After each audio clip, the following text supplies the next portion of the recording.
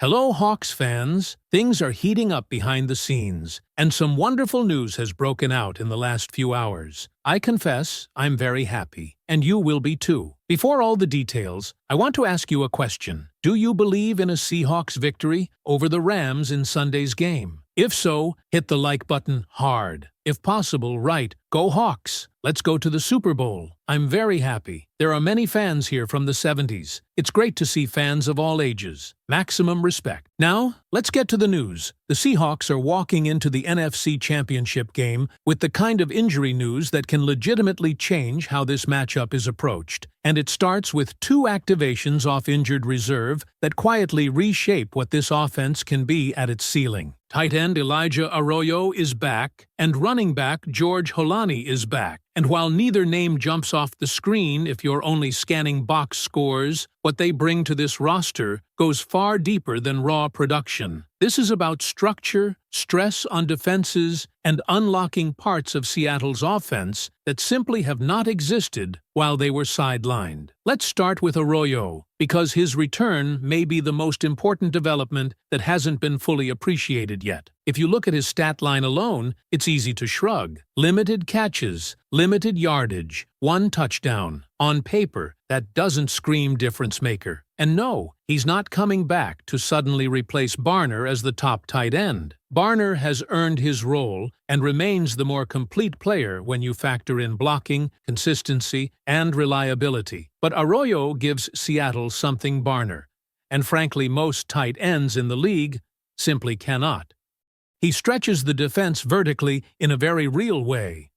Aoyo is a receiver-first tight end, built for the modern NFL, and his ability to attack the seam forces defenses to play honestly. When he's on the field, linebackers and safeties can't cheat toward the run and recover late. With someone like Eric Sober, defenses were comfortable reacting run first and adjusting afterward because they didn't fear getting beat deep. With Aoyo, that luxury disappears. His speed changes coverage rules. Defenders have to be ready for pass immediately, even in run-heavy looks, because one hesitation can mean a chunk play right down the middle of the field. That alone has a ripple effect. When more eyes are on Aoyo, fewer eyes are on Jackson Smith-Njigba, Rashid Shaheed, and Cooper Kupp. And this isn't theoretical. We've seen tangible results when Aoyo has been on the field. Cooper Kupp's yards per game have jumped noticeably when Aoyo has been active compared to when he hasn't. When Aoyo went down, opposing defenses adjusted, and you could see it almost immediately in how efficiently Seattle's passing game was defended. The regression coincided directly with his absence. Now, to Seattle's credit, the rushing attack stepped up during that stretch. The Seahawks leaned into it, and it carried them. But with Aoyo returning at this moment, there's a real chance we finally see the full version of this offense.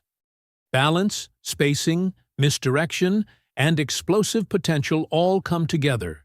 And there could not be a better time for that than the NFC Championship game. This is when you need your offense operating at its absolute best, and Aroyo's presence alone raises that ceiling. Then there's George Hani, whose return might fly even further under the radar, but matters just as much in a playoff environment. Hani hasn't played since the Tennessee Titans game due to a hamstring injury, but his activation gives Seattle something it's been missing in the running back room. In many ways, Hani should be the RB2 in this offense. He's spent more time in this system than the other backs behind Kenneth Walker. And that familiarity matters more than people realize, especially in a scheme built around timing and landmarks. Hani isn't a pure power back, but he fits that role better than some of the other options. More importantly, he understands the blocking scheme. In an outside zone system, the running back's responsibility goes far beyond just finding a hole. He has to hit precise landmarks to allow offensive linemen to climb to the second level and engage linebackers and safeties. Offensive linemen are playing with their backs to the football. They rely on trust and timing. If the back isn't where he's supposed to be, the entire play collapses. We've watched Kenneth Walker improve dramatically as the season has gone on in this exact area, And that's why the explosive runs have increased. Hani showed a strong grasp of this concept in the preseason, and while he's been sidelined, he's still been in meetings, still absorbing the details, still learning how this offense wants to operate at its highest level. That mental reps matter, especially now. No one should expect him to return without any rust,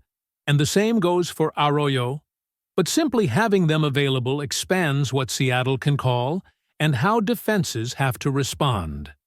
And that brings us to the headline injury news that every Seahawks fan was waiting for. Charles Cross has no injury designation going into this game.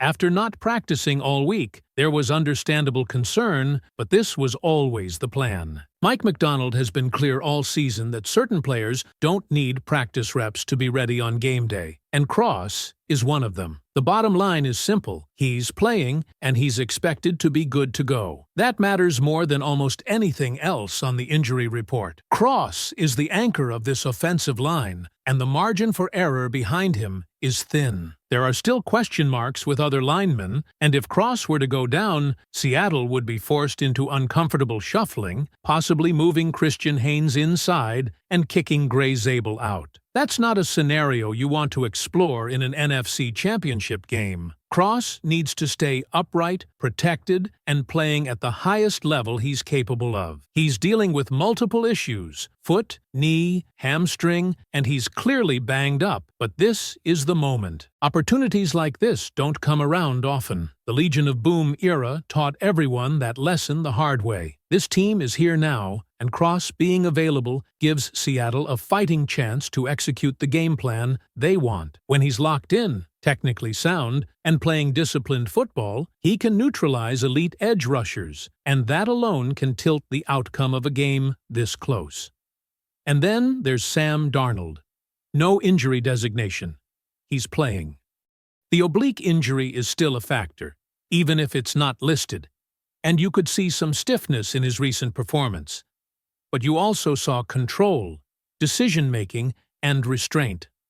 Against the 49ers, Seattle didn't need him to do everything. The defense dominated, the run game closed it out, and that allowed Darnold to manage the game without forcing throws. That has to continue. The numbers tell a very clear story. The Seahawks and Rams are separated by razor-thin margins in yardage and scoring under McVay and McDonald. The difference has been turnovers. Darnold has thrown 6 interceptions against the Rams this season. If that number stays at 0 in this game, it's hard to see how Seattle loses. Win the turnover battle, or even break even, and the Seahawks put themselves in a position to control the outcome. Everything about this matchup screams close, physical, back-and-forth football. But with Aoyo and Hani returning, Cross and Darnold cleared, and the offense closer to full strength than it's been in weeks, Seattle is stepping into this game with momentum and belief. Now the question is simple. Seahawks fans, after seeing this injury report and what it means for this team, how confident are you really feeling heading into the NFC Championship game? This is the moment the Seattle Seahawks have been building toward all season, and everything points to this team being ready to finish the job against the Rams and punch a ticket to the Super Bowl. The path hasn't been easy, but that's exactly why this group is dangerous right now. They're healthier, more balanced, and more battle-tested than at any point this year. The offense is finally close to full strength, the run game is physical and disciplined, and the defense is playing with confidence, speed, and purpose. When these teams have met, the margins have always been razor-thin, but the difference in this game comes down to execution and composure. Seattle has learned from every mistake, especially in the turnover department, and that growth shows. If Sam Darnold protects the football, if the offensive line holds firm, and if the defense continues to set the tone early, the Rams will be forced to play from behind. This Seahawks team thrives when the pressure is highest. They are built for this stage, they understand how rare this opportunity is, and they are not letting it slip away. Sunday isn't just about beating the Rams. It's about finishing what was started, silencing every doubt, and proving that Seattle belongs on the biggest stage in football. This team is winning the NFC Championship, and the Seahawks are going to the Super Bowl.